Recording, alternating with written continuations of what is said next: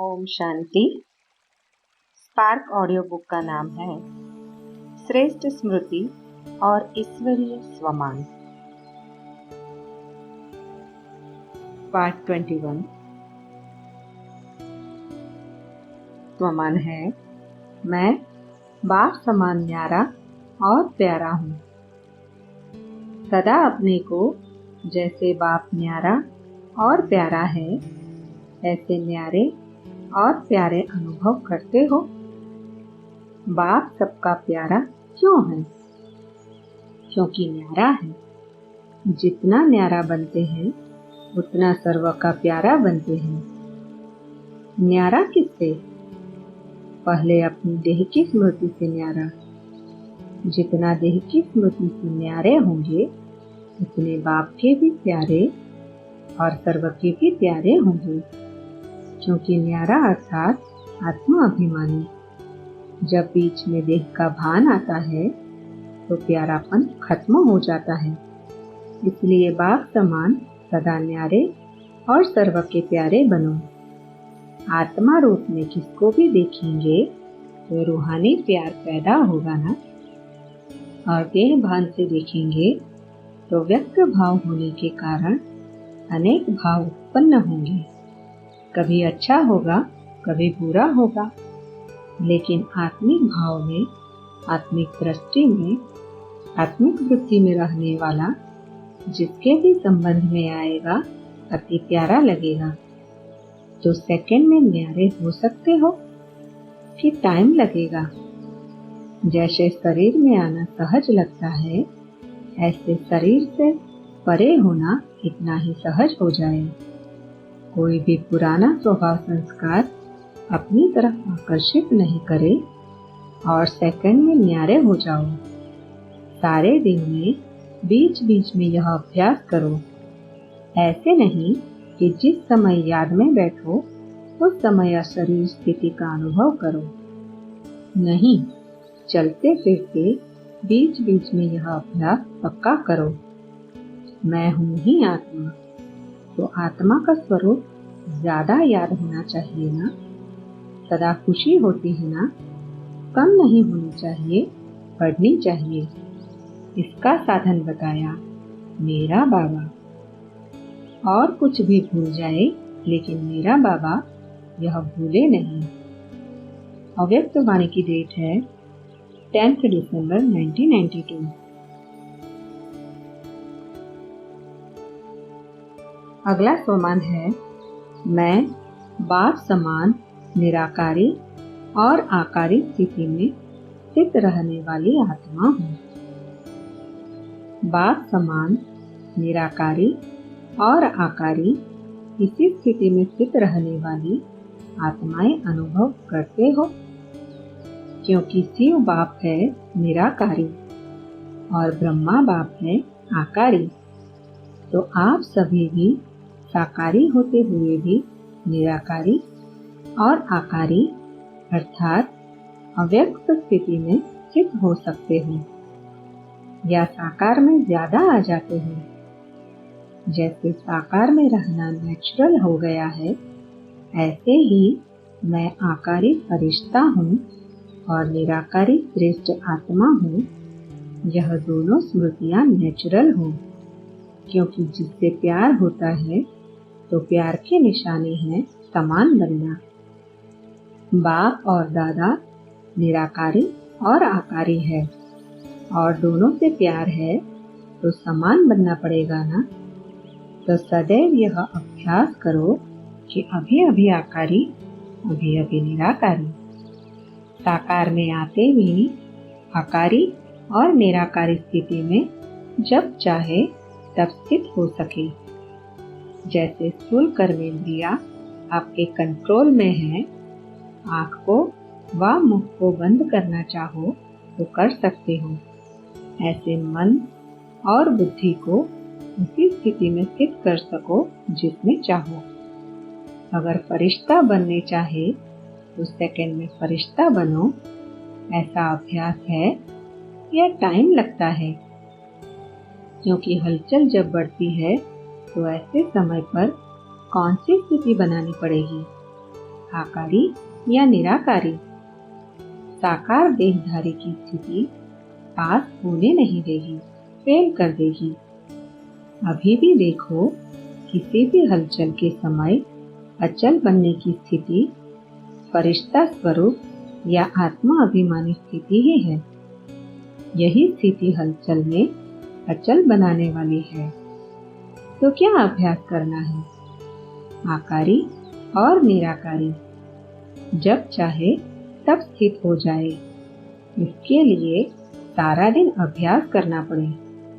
सिर्फ अमृत वेले नहीं, बीच बीच में यह अभ्यास करो। फरिश्ता सदा ही ऊपर से नीचे आता है, फिर नीचे से ऊपर उड़ जाता है। फरिश्ता सेकंड में ऊंचा क्यों उड़ जाता? क्योंकि उसका कोई लगाव नहीं होता, न देह से न देह की पुरानी दुनिया से। तो चेक करो कि लगाव की कोई जंजीरें रही हुई तो नहीं है। अगर कोई भी लगाव की जंजीर व धागा लगा हुआ होगा तो उड़ सकेंगे। वह रस्सी व धागा खींचकर नीचे ले आएगा। तो फरिश्ता अर्थात जिसका पुरानी दुनिया से कोई रिश्ता नहीं है, ऐसे है या थोड़ा थोड़ा रिश्ता है। मोटे मोटे धागे खत्म हो गए, सूक्ष्म कोई रह तो नहीं गए, बहुत महीन धागे हैं। ऐसे न हो मोटे मोटे को देखकर समझो कि स्वतंत्र हो गए और जब उड़ने लगो तो नीचे आ जाओ। तो सूक्ष्म रीति से चेक करो, अंश मात्र भी नहीं हूँ। सुनाया था ना कि कई बच्चे कहते हैं इच्छा नहीं है कोई चीज की, लेकिन अच्छा लगता है। तो यह क्या हुआ? अंश मात्र हो गया ना। जो चीज अच्छी लगेगी वह अपनी तरफ आकर्षित करेगी ना। तो इच्छा है मोटा धागा और अच्छा है सूक्ष्म धागा। मोटा तो खत्म कर दिया, लेकिन सूक्ष्म है तो उड़ने नहीं देगा। बाप से प्यार अर्थात बाप समान बनना। रोज फरिश्ते की बात सुनते हो ना? सिर्फ सुनते हो या बन रहे हो? बन रहे हैं या बन गए हैं? कब तक बनेंगे? विनाश तक। उससे पहले बनेंगे तो उसका हिसाब है।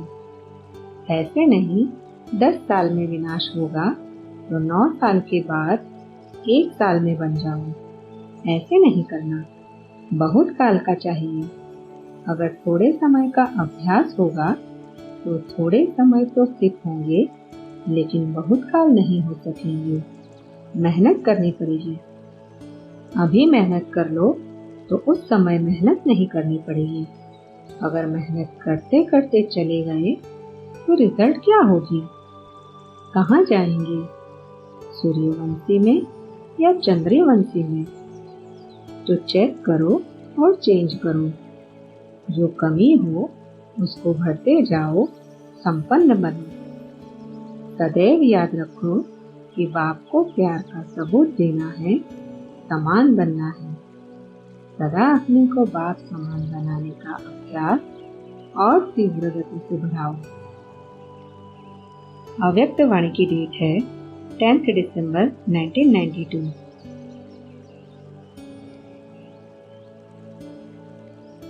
अगला स्वमान है, मैं मालिकपन और बालकपन के नशे में रहने वाली श्रेष्ठ आत्मा हूँ। सदा मालिकपन और बालकपन के नशे में रहने वाली श्रेष्ठ आत्माएं अनुभव करते हो। जब चाहो मालिकपन की स्थिति में स्थित हो जाओ और जब चाहो तो बालकपन की स्थिति में स्थित हो जाओ। ऐसा अनुभव है या जिस समय बालक बनना हो उस समय मालिक बन जाते, और जिस समय मालिक बनना हो उस समय बालक बन जाते। जब चाहो जैसे चाहो वैसी स्थिति में स्थित हो जाओ। ऐसे है क्योंकि यह डबल नशा सदा ही निर्विघ्न बनाने वाला है। जब भी कोई विघ्न आता है तो उस समय जिस स्थिति में स्थित होना चाहिए उसमें स्थित न होने कारण विघ्न आता है। विघ्न विनाशक आत्माएं हो या विघ्न के वश होने वाली हो, सदैव यह स्मृति में रखो कि हमारा टाइटल ही है विघ्न विनाशक। विघ्न विनाशक आत्मा स्वयं कैसे विघ्न में आएगी? चाहे कोई कितना भी विघ्न रूप बनकर आए, लेकिन आप विघ्न विनाश करेंगे। सिर्फ अपने लिए विघ्न विनाशक नहीं हो, लेकिन सारे विश्व के विघ्न विनाशक हो, विश्व परिवर्तक हो। तो विश्व परिवर्तक शक्तिशाली होते हैं ना। विघ्न को कमजोर बनाने वाले हो, स्वयं कमजोर बनने वाले नहीं। अगर स्वयं कमजोर बनते हो तो विघ्न शक्तिशाली बन जाता है, और स्वयं शक्तिशाली हो तो विघ्न कमजोर बन जाता है। तो सदा अपने को मास्टर सर्वशक्तिवान स्वरूप की स्मृति में रहो। सुना तो बहुत है, बाकी क्या रहा? बनना। सुनने का अर्थ ही है बनना। तो बन गए हो। बाप ही ऐसे शक्तिशाली बच्चों को देख हर्षित होते हैं। लौकिक में भी बाप को कौन से बच्चे प्यारे लगते हैं? जो आज्ञाकारी फॉलो फादर करने वाले होंगे। तो आप कौन हो? फॉलो फादर करने वाले हो। फॉलो करना सहज होता है ना। बाप ने कहा और बच्चों ने किया। सोचने की भी आवश्यकता नहीं। करे नहीं करे, अच्छा होगा नहीं होगा, यह सोचने की भी आवश्यकता नहीं। फॉलो करना सहज है ना। हर कर्म में क्या क्या फॉलो करो और कैसे करो, यह भी सभी को स्पष्ट है। जो हर कदम में फॉलो करने वाले हैं, उनको क्या नशा रहता है? यह निश्चय का नशा रहता है कि हर कर्म में सफलता हुई ही पड़ी है। होगी या नहीं होगी? नहीं, हुई ही पड़ी है। क्योंकि कल पहले भी पांडवों की विजय हुई ना। पांडवों ने क्या किया? भगवान के मत पर चले, अर्थात फॉलो किया, तो विजय हुई। तो वही कल पहले वाले होना। तो यह निश्चय स्वतः ही नशा दिलाता है।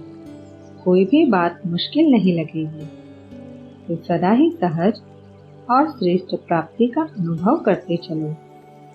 मालिक तो बालक है।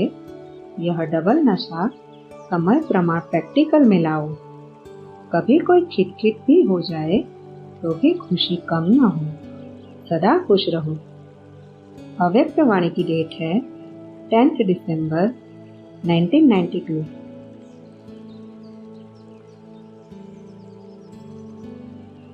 अगला स्वमान है, मैं संगम योगी कल्याणकारी आत्मा हूँ। अपने को सदा संगम योगी कल्याणकारी आत्माएं अनुभव करते हो। संगम युग एक ही इस सृष्टि चक्र में ऐसा युग है जो चढ़ती कला का युग है, और युग धीरे धीरे नीचे उतारते हैं। सतयुग से कलयुग में आते हो तो कितनी कलाएं कम हो जाती है। तो सभी युगों में उतरते हो और संगम युग में चढ़ते हो। चढ़ने के लिए भी लिफ्ट मिलती है। सभी को लिफ्ट मिली है ना। बीच में अटक तो नहीं जाते हैं। ऐसे तो नहीं कभी अटक जाओ कभी लटक जाओ। ऐसी लिफ्ट मिलती है जो कभी भी न लटकाने वाली है न अटकाने वाली है। देखो कितने लकी हो जो कल्याणकारी युग में आए और कल्याणकारी बाप मिला। आपका भी ऑक्यूपेशन है विश्व कल्याणकारी। तो बाप भी कल्याणकारी, युग भी कल्याणकारी, आप भी कल्याणकारी, और आपका ऑक्यूपेशन भी विश्व कल्याणकारी। तो कितने लकी हो। अच्छा, यह लक कितना समय चलेगा? सारा कल्प या आधा कल्प?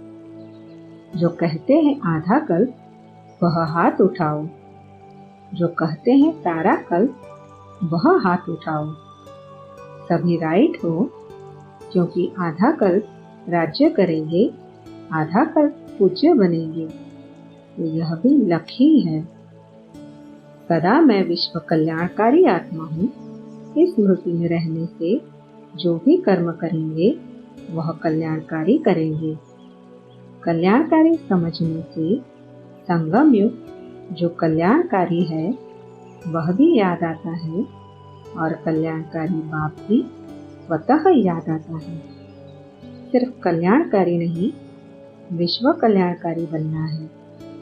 सबसे बड़े भाग्य की निशानी यह है जो संगम युग पर साधारण आत्मा बने हो। अगर साहूकार होते तो बाप के नहीं बनते, सिर्फ कलयुग की साहूकारी ही भाग्य में मिलती। तो साधारण बनना अच्छा है ना? सोल धन से साधारण हो, लेकिन ज्ञान धन से साहूकार हो। तो खुशी है ना कि बाप ने सारे विश्व में से हमें अपना बनाया। सारा दिन खुशी में रहते हो, मुरली रोज सुनते हो, कभी मिस तो नहीं करते? मिस करते हो तो फॉलो फादर नहीं हुआ ना। ब्रह्मा बाप ने एक दिन भी मुरली मिस नहीं की। अव्यक्त वाणी की डेट है 10 दिसंबर 1992।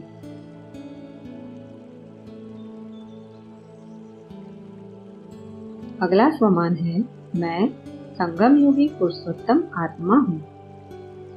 सदा संगम योगी पुरुषोत्तम आत्मा है ऐसे अनुभव करते हो। संगम युग का नाम ही है पुरुषोत्तम, अर्थात पुरुषों से उत्तम पुरुष बनाने वाला युग। तो संगम योगी हो, आप सभी पुरुषोत्तम बने हो ना। आत्मा पुरुष है और शरीर प्रकृति है, तो पुरुषोत्तम अर्थात उत्तम आत्मा हूँ। सबसे नंबर 1 पुरुषोत्तम कौन है? ब्रह्मा बाबा। इसलिए ब्रह्मा को आदि देव कहा जाता है। फरिश्ता ब्रह्मा भी उत्तम हो गया और फिर भविष्य में देव आत्मा बनने के कारण पुरुषोत्तम बन जाते। लक्ष्मी नारायण को भी पुरुषोत्तम कहेंगे ना। तो पुरुषोत्तम युग है, पुरुषोत्तम मैं आत्मा हूँ। पुरुषोत्तम आत्माओं का कर्तव्य भी सर्वश्रेष्ठ है। उठा, खाया पिया, काम किया, यह साधारण कर्म नहीं। साधारण कर्म करते भी श्रेष्ठ स्मृति, श्रेष्ठ स्थिति हो। जो देखते ही महसूस करे कि यह कोई साधारण व्यक्ति नहीं है। जो असली हीरा होगा वह कितना भी धूल में छिपा हुआ हो, लेकिन अपनी चमक जरूर दिखाएगा, छिप नहीं सकता। तो आपकी जीवन हीरे तुल्य है ना। कैसे भी वातावरण में हो, कैसे भी संगठन में हो, लेकिन जैसे हीरा अपनी चमक छिपा नहीं सकता, ऐसे पुरुषोत्तम आत्माओं की श्रेष्ठ झलक सबको अनुभव होनी चाहिए। दफ्तर में जाकर, काम में जाकर आप भी वैसे ही साधारण हो जाते हो। अभी गुप्त में हो, काम भी साधारण है। इसलिए पांडवों को गुप्त रूप में दिखाया है। गुप्त रूप में राजाई नहीं की, सेवा की। तो दूसरों के राज्य में गवर्नमेंट सर्वेंट कहलाते हो ना। चाहे कितना भी बड़ा ऑफिसर हो, लेकिन सर्वेंट ही है ना। तो गुप्त रूप में आप सब सेवाधारी हो, लेकिन सेवाधारी होते भी पुरुषोत्तम हो। तो वह झलक और फलक दिखाई दे।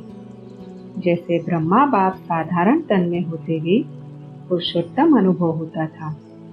सभी ने सुना है ना, देखा है या सुना है। अभी भी अव्यक्त रूप में भी देखते हो, साधारण में पुरुषोत्तम की झलक है। तो फॉलो फादर है ना। ऐसे नहीं साधारण काम कर रहे हैं, माताएं खाना बना रही है, कपड़े धुलाई कर रही है, काम साधारण हो, लेकिन स्थिति साधारण नहीं, स्थिति महान हो। ऐसे है या साधारण काम करते साधारण बन जाते हैं। जैसे दूसरे वैसे हम नहीं। चेहरे पर वो श्रेष्ठ जीवन का प्रभाव होना चाहिए। यह चेहरा ही दर्पण है ना, इसी से ही आपकी स्थिति को देख सकते हैं। महान है या साधारण है, यह इसी चेहरे के दर्पण से देख सकते हैं। स्वयं भी देख सकते हो और दूसरे भी देख सकते हैं।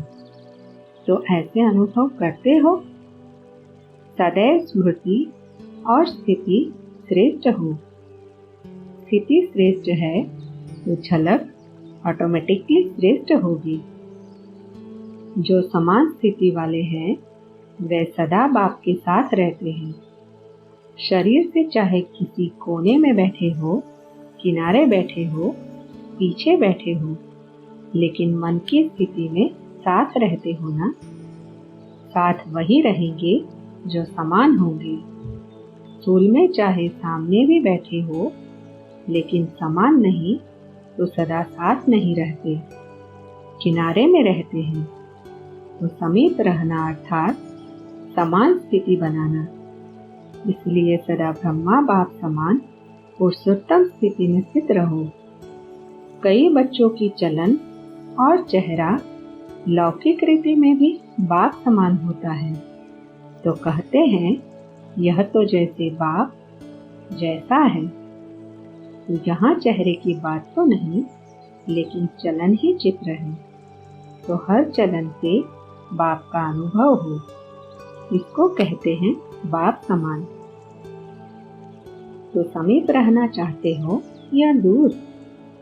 इस एक जन्म में संगम पर स्थिति में जो समीप रहता है वह परम धाम में भी समीप है और राजधानी में भी समीप है।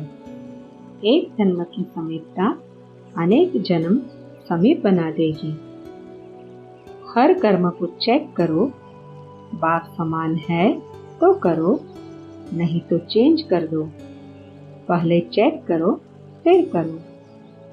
ऐसे नहीं करने के बाद चेक करो कि यह ठीक नहीं था।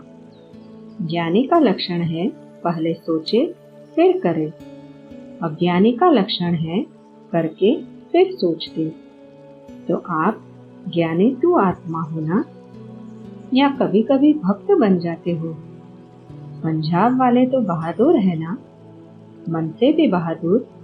छोटी सी माया चींटी के रूप में आए और घबरा जाए नहीं, चैलेंज करने वाले। स्टूडेंट कभी पेपर से घबराते हैं, तो आप बहादुर हो या छोटे से पेपर में भी घबराने वाले हो। जो योग्य स्टूडेंट होते हैं वो आवाहन करते हैं कि जल्दी से पेपर हो और क्लास आगे बढ़े। जो कमजोर होते हैं वो सोचते हैं डेट आगे बढ़े। आप तो होशियार हो ना। अव्यक्त वाणी की डेट है 20 दिसंबर 1992।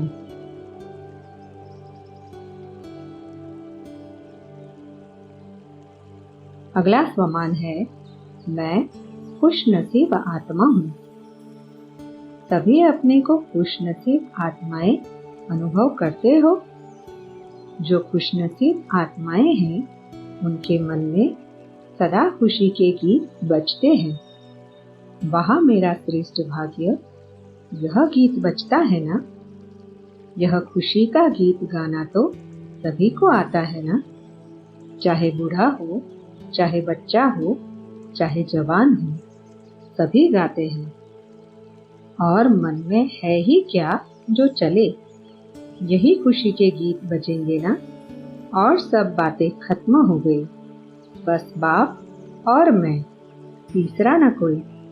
जब ऐसी स्थिति बन जाती है तब खुशी के गीत बजते हैं। वाह बाबा वाह, वाह मेरा भाग्य वाह। वैसे भी गाया हुआ है खुशी सबसे बड़ी खुराक है। खुशी जैसी और कोई खुराक नहीं। जो खुशी की खुराक खाने वाले हैं वो सदा तंदुरुस्त रहेंगे, हेल्दी रहेंगे, कभी कमजोर नहीं होंगे। जो अच्छी खुराक खाते हैं वो शरीर से कमजोर नहीं होते हैं। खुशी है मन की खुराक, मन कभी कमजोर नहीं होगा, सदा शक्तिशाली। मन और बुद्धि सदा शक्तिशाली है तो स्थिति शक्तिशाली होगी। ऐसी शक्तिशाली स्थिति वाले सदा ही अचल अडोल रहेंगे। तो खुशी की खुराक खाते हो या कभी खाते हो, कभी भूल जाते हो। ऐसे होता है ना। शरीर के लिए भी ताकत की चीजें देते हैं तो कभी खाते हैं, कभी भूल जाते हैं। यह खुराक किस समय खाते हैं? कभी खाओ, कभी ना खाओ, ऐसे तो नहीं है। अव्यक्त वाणी की डेट है 20 दिसंबर 1992। अगला स्वमान है मैं विघ्न विनाशक आत्मा हूँ। अपने को सदा विघ्न विनाशक आत्मा अनुभव करते हो या विघ्न आए तो घबराने वाले हो? विघ्न विनाशक आत्मा सदा ही सर्वशक्तियों से संपन्न होती है। विघ्नों के वश होने वाले नहीं, विघ्न विनाशक। कभी विघ्नों का थोड़ा प्रभाव पड़ता है, कभी भी किसी भी प्रकार का विघ्न आता है तो स्मृति रखो कि विघ्न का काम है आना और हमारा काम है विघ्न विनाशक बनना। जब नाम है विघ्न विनाशक तो जब विघ्न आएगा तब तो विनाश करेंगे ना। तो ऐसे कभी नहीं सोचना कि हमारे पास यह विघ्न क्यों आता है। विघ्न आना ही है और हमें विजयी बनना ही है। तो विघ्न विनाशक आत्मा कभी विघ्न से न घबराती है न हार खाती है। ऐसी हिम्मत है क्योंकि जितनी हिम्मत रखते हैं 1 गुना बच्चों की हिम्मत और 1000 गुना बाप की मदद। तो जब इतनी बाप की मदद है तो विघ्न क्या मुश्किल होगा। इसलिए कितना भी बड़ा विघ्न हो लेकिन अनुभव क्या होता है। विघ्न नहीं है लेकिन खेल है। तो खेल में कभी घबराया जाता है क्या? खेल करने में खुशी होती है ना। ऐसे खेल समझने से घबराएंगे नहीं लेकिन खुशी खुशी से विजयी बनेंगे। सदा ड्रामा के ज्ञान की स्मृति से हर विघ्न को नथिंग न्यू समझेगा। नई बात नहीं, बहुत पुरानी है। कितने बार विजयी बने हो? अनेक बार। याद है या ऐसे ही कहते हो? सुना है कि ड्रामा रिपीट होता है, इसलिए कहते हो या समझते हो? अनेक बार किया है? अगर ड्रामा की पॉइंट बुद्धि में क्लियर है कि हूबहू रिपीट होता है तो उस निश्चय के प्रमाण हूबहू जब रिपीट होता है तो अनेक बार रिपीट हुआ है और अब रिपीट कर रहे हैं। लेकिन निश्चय की बात है, अगले कल्प में और कोई विजयी बने और इस कल्प में आप विजयी बनो, यह हो नहीं सकता। क्योंकि जब बना बनाया ड्रामा कहते हैं तो बना हुआ है और बना रहे हैं, अर्थात रिपीट कर रहे हैं। ऐसा निश्चय बुद्धि अचल अडोल रहता है। अव्यक्त वाणी की डेट है 20 दिसंबर 1992।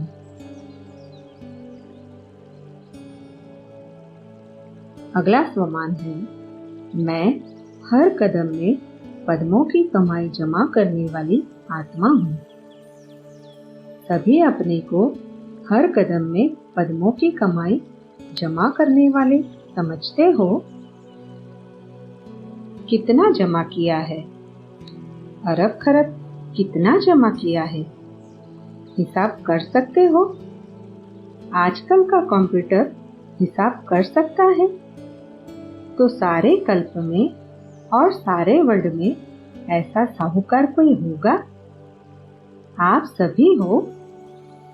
या कोई कम हो, कोई ज्यादा हो, सभी भरपूर हो, सदैव ये नशा रहे कि हर कदम में पद्मों की कमाई करने वाली आत्मा हूँ। लौकिक दुनिया में कहते हैं कि इतना कमाकर इकट्ठा करे जो वंश के वंश खाते रहे। तो आपकी कितनी जनरेशन पीढ़ियां खाती रहेगी? एक जन्म में अनेक जन्मों की कमाई जमा कर ली है और अनेक जन्म आराम से खाते रहेंगे। सतयुग में अमृत वेले उठकर योग लगाएंगे, योग की सिद्धि प्राप्त करेंगे। जैसे पढ़ाई तब तक पढ़ी जाती है जब तक पास नहीं हो जाती। तो अनेक जन्मों जितना जमा किया है, कभी भी विनाश हो जाए तो आपका जमा रहेगा ना? या कहेंगे थोड़ा समय मिले तो और कर ले, अभी और टाइम चाहिए। एवर रेडी हो? आप यहाँ आए हो और यही विनाश शुरू हो जाए तो सेंटर या सेंटर का सामान याद आएगा? कुछ याद नहीं आएगा। इतने बेफिक्र बादशाह बने हो ना। जब देह भी अपनी नहीं तो और क्या अपना है? तन मन धन सब दे दिया ना। जब संकल्प किया कि सब कुछ तेरा तो एवर रेडी हो गए ना। सभी ने दृढ़ संकल्प कर लिया है कि मैं बाप की और बाप मेरा। संकल्प किया या दृढ़ संकल्प किया? कोई फिक्र नहीं है। कोई ऐसी खबर आ जाए तो फिक्र होगा? फ्लैट याद नहीं आएगा? अच्छा है, पक्के हैं। जब ब्राह्मण बनना ही है तो पक्का बनना है। कच्चा बनने से क्या फायदा? जीते जी मर गए कि थोड़ा थोड़ा श्वास चलता है। कहाँ श्वास छिप तो नहीं गया है? अव्यक्त वाणी की डेट है 20 दिसंबर 1992। अगला स्वमान है मैं महावीर आत्मा हूँ। सभी अपने को महावीर अनुभव करते हो? महावीर अर्थात मास्टर सर्वशक्तिवान। जो महावीर आत्मा है उसके लिए सर्वशक्तियां सदा सहयोगी है। ऐसे नहीं कि कोई शक्ति सहयोगी हो और कोई शक्ति समय पर धोखा देने वाली हो। हर शक्ति ऑर्डर पर चलने वाली हो। जिस समय जो शक्ति चाहिए वो सहयोगी बनती है या टाइम निकल जाता है। पीछे शक्ति काम करती है। ऑर्डर किया और हुआ। ये सोचना व कहना न पड़े कि करना नहीं चाहिए था लेकिन कर लिया। बोलना नहीं चाहिए लेकिन बोल लिया। इससे सिद्ध है कि शक्ति समय पर सहयोगी नहीं होती। सुनना नहीं चाहिए लेकिन सुन लिया। तो कान कर्मेंद्रिय अपने वश में नहीं हुई ना। अगर सुनने नहीं चाहते और सुन लिया तो कान ने धोखा दे दिया। अपनी कर्मेंद्रिया अगर समय पर धोखा दे दे तो उसको राजा कैसे कहेंगे? राजयोगी का अर्थ ही है हर कर्मेंद्रिय ऑर्डर पर चले। जो चाहे, जब चाहे, जैसा चाहिए, सर्व कर्मेंद्रिया वैसा ही करे। महावीर कभी भी यह बहाना नहीं बना सकता कि समय ऐसा था, सरकमस्टांस ऐसे थे, समस्या ऐसी थी। नहीं, समस्या का काम है आना और महावीर का काम है समस्या का समाधान करना, ना कि हार खाना। तो अपने आप को परीक्षा के समय चेक करो। ऐसे नहीं परीक्षा तो आई नहीं, मैं ठीक हूँ। पास तो पेपर के टाइम होना पड़ता है, या पेपर हुआ ही नहीं और मैं पास हो गया। तो सदा निर्भय होकर विजयी बनना। कहना नहीं है, करना है। छोटी मोटी बात में कमजोर नहीं होना है। जो महावीर विजयी आत्मा होते हैं वो सदा हर कदम में तन से मन से खुश रहते हैं, उदास नहीं रहते, चिंता में नहीं आते। सदा खुश और बेफिक्र होंगे। महावीर आत्मा के पास दुख की लहर स्वप्न में भी नहीं आ सकती, क्योंकि सुख के सागर के बच्चे बन गए। तो कहाँ सुख का सागर और कहाँ दुख की लहर। स्वप्न भी परिवर्तन हो जाते हैं। नया जन्म हुआ तो स्वप्न भी नए आएंगे ना। संकल्प भी नए, जीवन भी नए। जब बाप के बन गए तो जैसा बाप वैसे बच्चे। बाप सागर और बच्चे खाली हो, यह हो सकता है? सागर का अर्थ है सदा भरपूर। सागर के बच्चे और सुख से खाली हो जाए, कौन मानेगा? सागर कभी सुख नहीं सकता।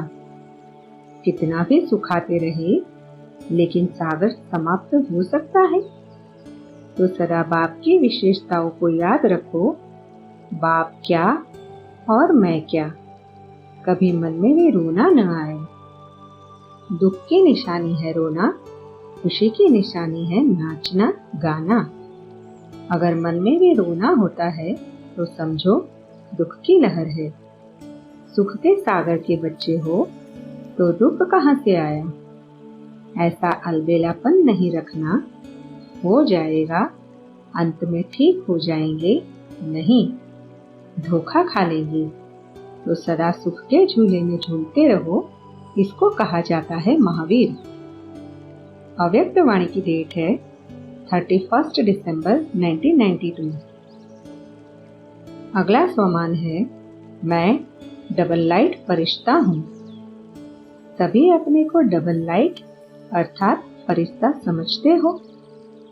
फरिश्ते की विशेष निशानी है फरिश्ता अर्थात न्यारा और बाप का प्यारा। पुरानी दुनिया और पुरानी देह से लगाव का रिश्ता नहीं। देह से आत्मा का रिश्ता तो है, लेकिन लगाव का संबंध नहीं। एक है संबंध और दूसरा है बंधन। एक है कर्म बंधन और दूसरा है कर्म संबंध। तो संबंध तो रहना ही है। जब तक कर्मेंद्रियां है तो कर्म का संबंध तो रहेगा, लेकिन बंधन नहीं है। बंधन की निशानी है जिसके बंधन में जो रहता है उसके वश रहता है। जो संबंध में रहता है वह स्वतंत्र रहता है, वश नहीं होता। कर्मेंद्रियों से कर्म के संबंध में आना अलग बात है, लेकिन कर्म बंधन में नहीं आना। फरिश्ता अर्थात कर्म करते भी कर्म के बंधन से मुक्त। ऐसे नहीं कि आज आंख कहे कि यह करना ही है, देखना ही है, तो वश होकर के देख ले। जैसे कोई जेल में बंधन होता है तो जेलर जैसे चाहो उसको बिठाएगा, चलाएगा, खिलाएगा, तो बंधन में होगा ना। वो चाहे मैं जेल से चला जाऊं तो जा सकता है, बंधन है ना। ऐसे पुराने शरीर का बंधन न हो, सिर्फ सेवा प्रति संबंध हो, ऐसी अवस्था है। या कभी बंधन कभी संबंध। बंधन बार बार नीचे ले आएगा, तो फरिश्ता अर्थात बंधन मुक्त। ऐसे नहीं, कोशिश करेंगे। कोशिश शब्द ही सिद्ध करता है कि पुरानी दुनिया की कशिश है। कोशिश शब्द नहीं, करना ही है, होना ही है उड़ा देगा, के नीचे ले आएगा। तो कोशिश शब्द समाप्त करो। फरिश्ता अर्थात जीवन मुक्त, जीवन बंधन नहीं। न देह का बंधन, न देह के संबंध का बंधन, न देह के पदार्थ का बंधन। ऐसे जीवन मुक्त हो। अव्यक्त वर्ष का अर्थ ही है फरिश्ता स्थिति में स्थित रहना। चेक करो कि कौन सा लगाव नीचे ले आता है। अपनी देह का लगाव खत्म किया तो संबंध और पदार्थ के लगाव आपे ही खत्म हो जाएंगे। अपनी देह का लगाव अगर है तो संबंध और पदार्थ का लगाव भी अवश्य ही खींचेगा। इसलिए पहला पाठ पढ़ाते हो कि देह भान को छोड़ो, तुम देह नहीं आत्मा हो। तो यह पाठ पहले अपने को पढ़ाया है। देह भान को छोड़ने का सहज से सहज तरीका क्या है?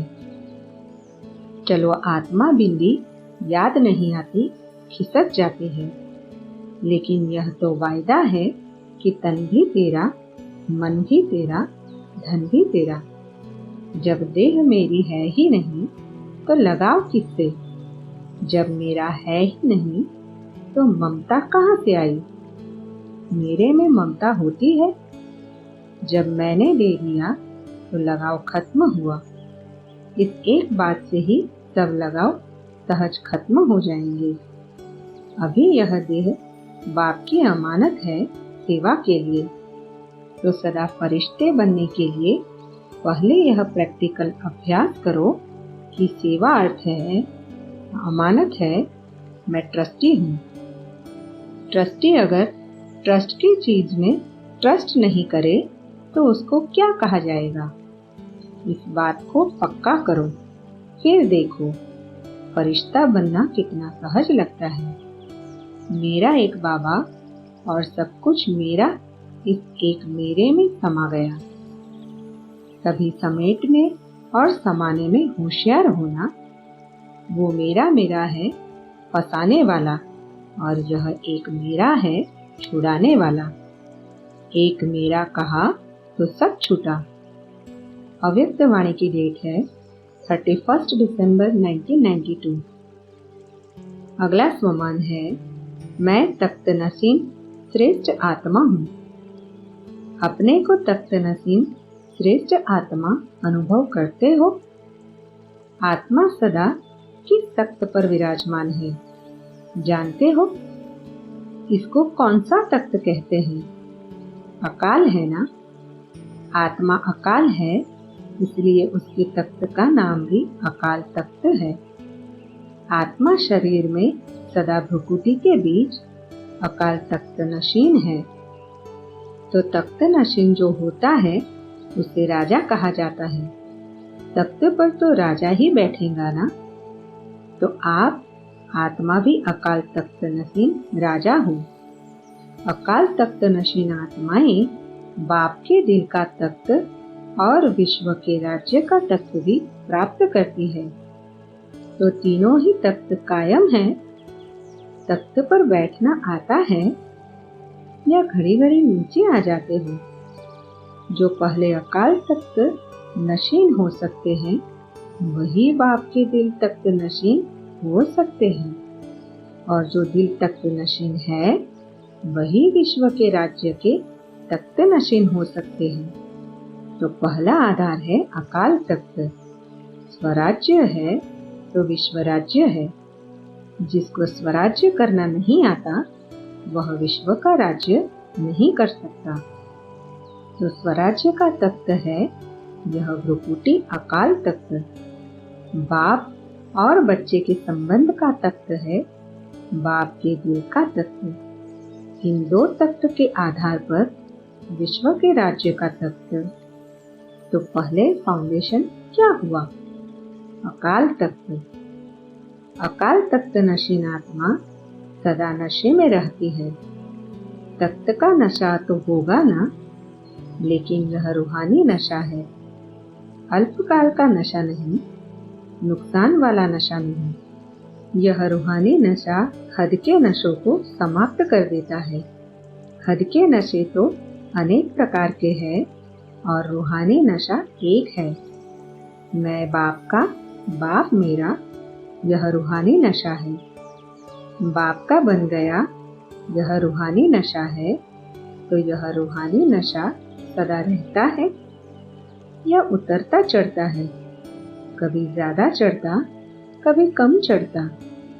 अगर कोई राजा हो, तख्त भी हो, लेकिन तख्त का, राजाई का नशा नहीं हो, तो वह राजा बिना नशे के राज्य चला सकेगा? अगर आत्मा रूहानी नशे में नहीं तो स्वराज्य कैसे कर सकेंगे? राज्य में हलचल होगी। देखो, प्रजा का प्रजा पर राज्य है तो हलचल है ना। अगर आत्मा स्वराज्य के नशे में नहीं तो प्रजा का प्रजा पर राज्य हो जाता है।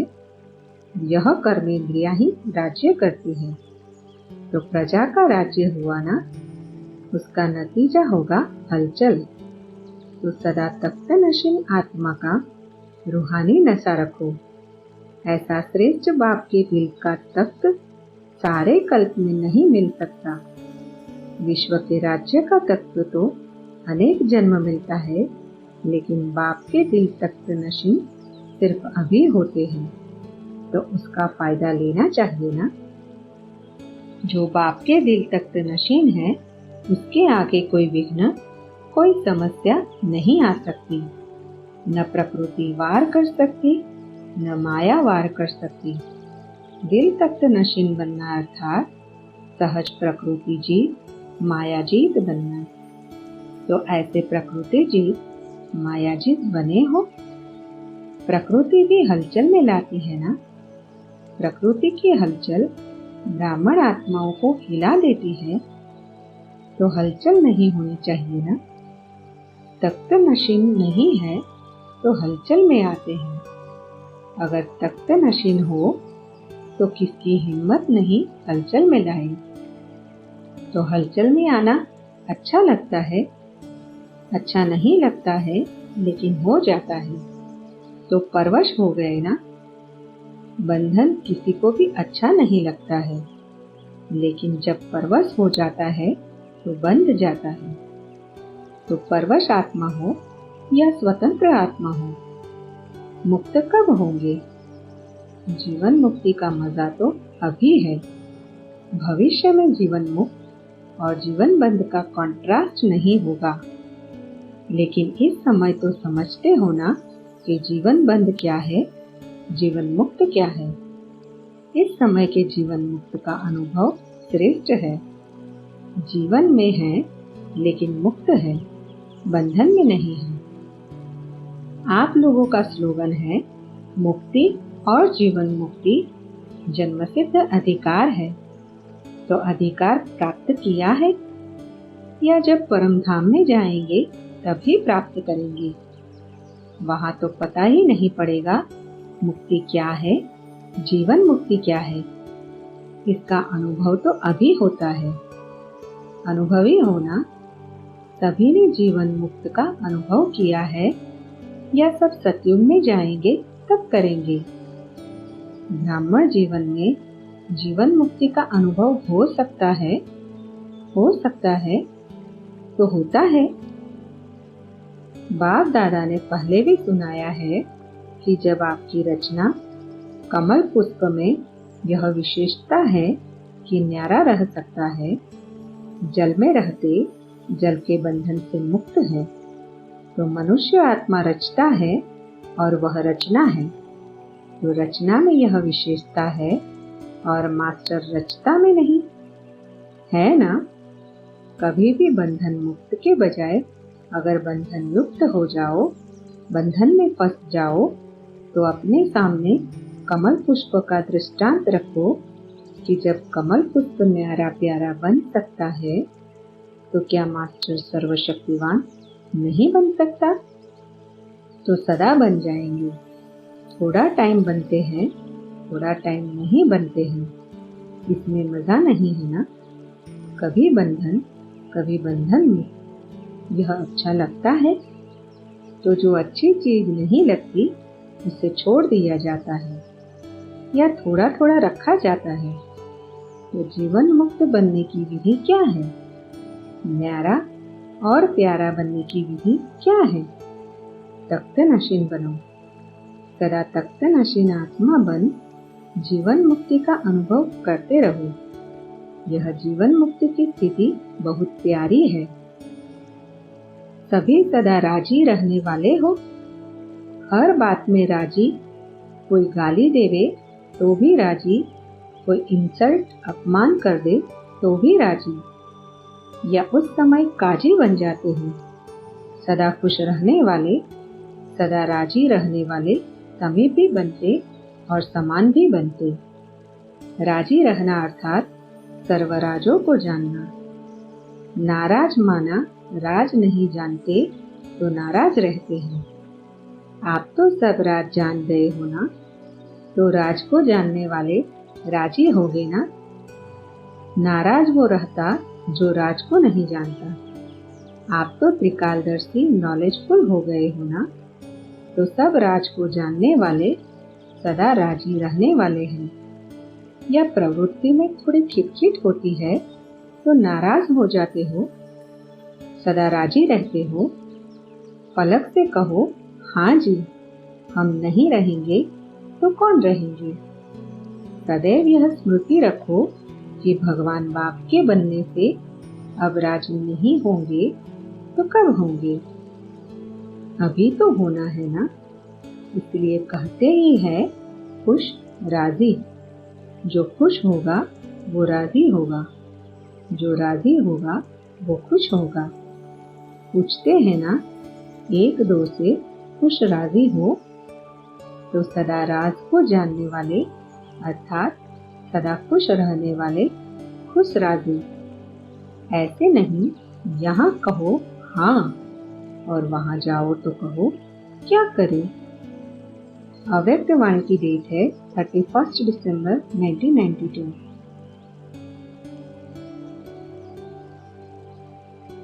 अगला स्वमान है मैं त्रिकालदर्शी आत्मा हूँ। अपने को त्रिकालदर्शी अनुभव करते हो। संगम युग पर बाप सभी आत्माओं को त्रिकालदर्शी बनाते हैं, क्योंकि संगम युग है श्रेष्ठ ऊंचा। तो जो ऊंचा स्थान होता है वहां खड़ा होने से सब कुछ दिखाई देता है। तो संगम युग पर खड़े होने से तीनों ही काल दिखाई देते हैं। एक तरफ दुखधाम का ज्ञान है, दूसरे तरफ सुखधाम का ज्ञान है, और वर्तमान काल संगम युग का भी ज्ञान है। तो त्रिकालदर्शी बन गए ना। तीनों ही काल का ज्ञान इमर्ज है। तीनों ही काल स्मृति में रखो। कल दुखधाम में थे, आज संगम युग में है, और कल सुखधाम में जाएंगे। जो भी कर्म करो वह त्रिकालदर्शी बनकर के करो, तो हर कर्म श्रेष्ठ होगा, व्यर्थ नहीं होगा, समर्थ होगा। समर्थ कर्म का फल समर्थ मिलता है। त्रिकालदर्शी बनने से यह क्यों हुआ, यह क्या हुआ, ऐसा नहीं वैसा होना चाहिए, यह सब क्वेश्चन मार्क खत्म हो जाते हैं। नहीं तो बहुत क्वेश्चन उठते हैं। क्यों का क्वेश्चन उठने से व्यर्थ संकल्पों की क्यों लग जाती है, और त्रिकालदर्शी बनने से फुल स्टॉप लग जाता है। नथिंग न्यू, तो फुल स्टॉप लग गया ना। फुल स्टॉप अर्थात बिंदी लगाने से बिंदु रूप सहज याद आ जाता है। बाप दादा सदा कहते हैं कि अमृत के लिए सदा 3 बिंदियों का तिलक लगाओ। आप भी बिंदी, बाप भी बिंदी, और जो हो गया, जो हो रहा है, नथिंग न्यू, तो फुल स्टॉप भी बिंदी। यह 3 बिंदी का तिलक अर्थात स्मृति का तिलक। मस्तक स्मृति का स्थान है, इसलिए तिलक मस्तक पर ही लगाते हैं। 3 बिंदियों का तिलक लगाना अर्थात स्मृति में रखना। फिर सारा दिन अचल अडोल रहेंगे। यह क्यों और क्या ही हलचल है, तो अचल रहने का साधन है अमृत वेले 3 बिंदियों का तिलक लगाओ। यह भूलो नहीं। जिस समय कोई बात होती है उस समय फुल स्टॉप लगाओ। ऐसे नहीं कि याद था लेकिन उस समय भूल गया। गाड़ी में यदि समय पर ब्रेक न लगे तो फायदा होगा या नुकसान, तो समय पर फुल स्टॉप लगाओ। नथिंग न्यू होना था, हो रहा है, और साक्षी होकर के देखकर आगे बढ़ते चलो। तो त्रिकालदर्शी अर्थात आदि मध्य अंत तीनों को जान, जैसा समय वैसा अपने को सदा सेफ रख सको। ऐसे नहीं कहो कि यह समस्या बहुत बड़ी थी ना, छोटी होती तो मैं पास हो जाती, लेकिन समस्या बहुत बड़ी थी। जितनी भी बड़ी समस्या हो, लेकिन आप तो मास्टर सर्वशक्तिवान हो ना, तो बड़े हुए ना। बड़े के आगे समस्या नहीं है, लेकिन खेल है। इसको कहा जाता है त्रिकालदर्शी। त्रिकालदर्शी आत्मा सदा ही निश्चिंत रहती है, क्योंकि उसे निश्चय है कि हमारी विजय हुई ही पड़ी है। अव्यक्त वाणी की डेट है 9 जनवरी 1993। अगला स्वमान है, मैं श्रेष्ठ स्वमानधारी आत्मा हूँ। स्वयं को श्रेष्ठ स्वमानधारी आत्मा अनुभव करते हो। जितना स्वमान में स्थित होते हो, तो स्वमान देह भान को भुला देता है। आधा कल्प देह भान में रहे और देह भान के कारण अल्पकाल के मान प्राप्त करने के भिखारी रहे। अभी बाप ने आकर स्वमानधारी बना दिया। स्वमान में स्थित रहते हो या कभी हद के मान की इच्छा रखते हो? जो स्वमान में रहता, उसे हद के मान प्राप्त करने की कभी इच्छा नहीं होती। इच्छा मात्रम अविद्या हो जाती। एक स्वमान में सर्वहद की इच्छाएं समा जाती हैं। मांगने की आवश्यकता नहीं रहती, क्योंकि यह हद की इच्छाएं कभी भी पूर्ण नहीं होती है। एक हद की इच्छा अनेक इच्छाओं को उत्पन्न करती है। संपन्न नहीं करती, लेकिन पैदा करती है। स्वमान सर्व इच्छाओं को सहज ही संपन्न कर देता है। तो जब बाप सदा के लिए स्वमान देता है, तो कभी कभी क्यों लेवे? स्वमानधारी सदा बेफिक्र बादशाह होता है, सर्व प्राप्ति स्वरूप होता है। उसे अप्राप्ति की अविद्या होती है। तो सदा स्वमानधारी आत्मा हूँ, यह याद रखो। स्वमानधारी सदा बाप के दिल तक नशीन होता है, क्योंकि बेफिक्र बादशाह है। बादशाह का जीवन कितना श्रेष्ठ है। दुनिया वालों के जीवन में कितनी फिक्र रहती है। उठेंगे तो भी फिक्र, सोएंगे तो भी फिक्र, और आप सदा बेफिक्र हो। पांडवों को फिक्र रहता है, कल व्यापार ठीक होगा या नहीं, कल देश में शांति होगी या अशांति, यह फिक्र रहता है। कल बच्चे अच्छी तरह से संभाल सकेंगे या नहीं, यह फिक्र माताओं को रहता है। दुनिया में कुछ भी हो, लेकिन अशांति के वायुमंडल में आप तो शांत स्वरूप आत्माएं, तो औरों को भी शांति देने वाली। या अशांति होगी तो आप भी घबरा जाएंगे। आपके घर के बाहर बहुत हंगामा हो रहा हो, तो आप उस समय क्या करते हो? याद में बैठ जाते हो ना। बाप को याद करके शांति लेकर औरों को देना, यह सेवा करो। क्योंकि जो अच्छी चीज अपने पास है और दूसरों को उसकी आवश्यकता है, तो लेनी चाहिए ना। तो अशांति के समय पर मास्टर शांति दाता बन औरों को भी शांति दो। घबराओ नहीं, क्योंकि जानते हो कि जो हो रहा है वो भी अच्छा, और जो होना है वह और अच्छा। विकारों के वशीभूत मनुष्य तो लड़ते ही रहेंगे, उनका काम ही यह है। लेकिन आपका काम है ऐसी आत्माओं को शांति देना, क्योंकि विश्व कल्याणकारी होना। विश्व कल्याणकारी आत्माएं सदा मास्टर दाता बन देती रहती हैं। तो सभी शक्ति रूप होना। माताएं चार दीवारी में रहने वाली अबलाएं नहीं हो, शक्तियां हो। तो शक्ति सदा वरदानी होंगी, और पांडव भी सदा महावीर। महावीर की सदा विजय है, कभी हार नहीं खा सकते।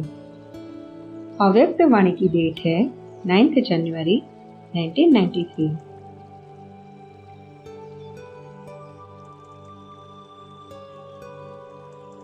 ओम शांति।